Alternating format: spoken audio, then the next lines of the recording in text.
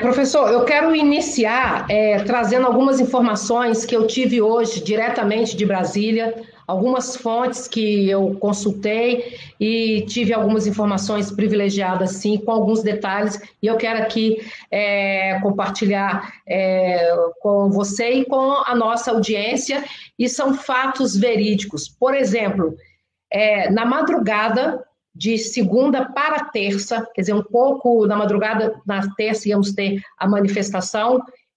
Claro que o Alexandre de Moraes sabia do poder do povo, ele sabe, todos os ministros sabem que o poder emana do povo. Então, o que ele fez? Ele pegou a sua esposa e se mandou do país. Ele foi embora do país, ele saiu do país. E quando ele sai do país, ele estava muito apavorado, a esposa dele estava muito, muito apavorada também, inclusive tem algumas fotos mostrando eles cercados de segurança, porque é muito fácil dar um de machão, de poderoso, atrás de uma toga e com uma caneta cheia de tinta, ainda que essa caneta seja usada para atos inconstitucionais. E ele, então, saiu do país. E ao sair do país, quando ele já está fora, ele procura o presidente Bolsonaro, e o presidente não quis conversa com ele. O presidente não quis saber, não tinha diálogo, acabou. E ele ficou realmente muito apavorado, que eu vou revelar mais alguma coisa que eu tenho de informação, que é fato, a prisão dele já estava decretada para o dia 8.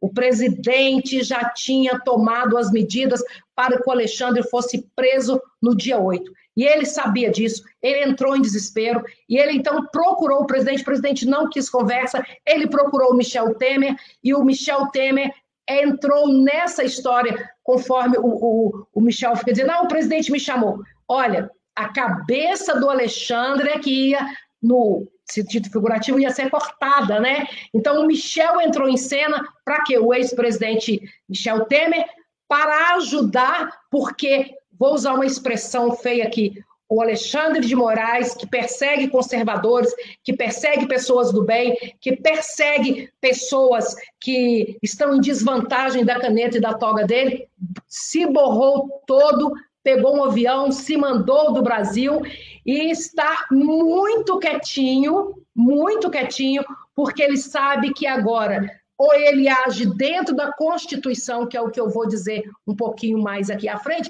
até eu vou adiantar agora.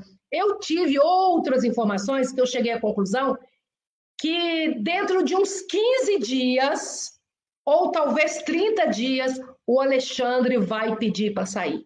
Por que ele vai pedir para sair? Porque ele está desesperado, ele sabe que a população não vai tolerá-lo mais, os ministros não estão tolerando ele também, ele ultrapassou todo o razoável, ele ultrapassou todos os limites e o presidente já disse, não respeito mais nada que venha do Alexandre de Moraes e de outros ministros. Então, a situação é essa.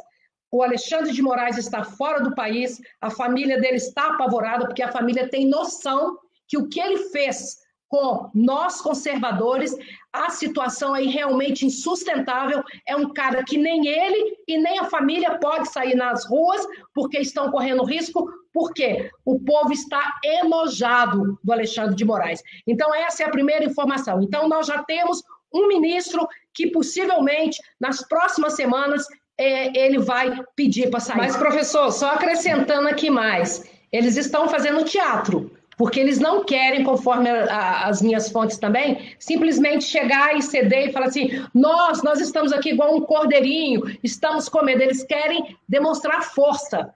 E, então, eu também tenho informações que o Gilmar Mendes, que não é nada republicano, nada democrata, nada fácil de suportar, ele também não está suportando o Barroso e o Alexandre de Moraes. Então, a informação que eu tenho é que vários ministros da corte estão trabalhando também para que o Alexandre de Moraes e para que o Barroso não permaneçam na corte. E os outros estão tentando ter alguma reação, mas, na verdade, eles sabem que qualquer reação que eles tentarem contra o povo, contra os conservadores, contra aqueles que apoiam o Bolsonaro, o presidente vai agir. Como você bem disse, o presidente assumiu o controle da situação novamente, porque o presidente foi tolerando, agora ele pôs um basta. Tá bom, quer fazer a carta? Não tem problema não, faz a carta, vamos mudar tal detalhezinho aqui, tudo bem, mas o que está na mesa, é que acabou. Eu quero totalmente a liberdade do povo, não vou aceitar o povo mais ser perseguido, ser preso, ser humilhado, ser torturado. Então, os ministros sabem o que eles têm que fazer. Inclusive, o próprio Gilmar Mendes, na casa do Toffoli, teve uma reunião de terça para quarta na casa do Toffoli.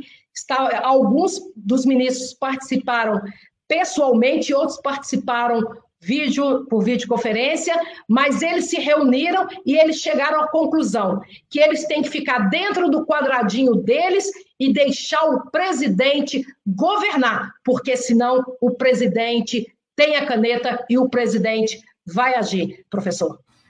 Jane, vale sempre a pena frisar. Artigo 102, 1, a linha N de neném, diz lá o seguinte: compete originariamente ao Supremo Tribunal Federal julgar as causas que competiria aos tribunais, mas os membros desses tribunais, mais da metade deles, são suspeitos, impedidos ou têm interesse na causa.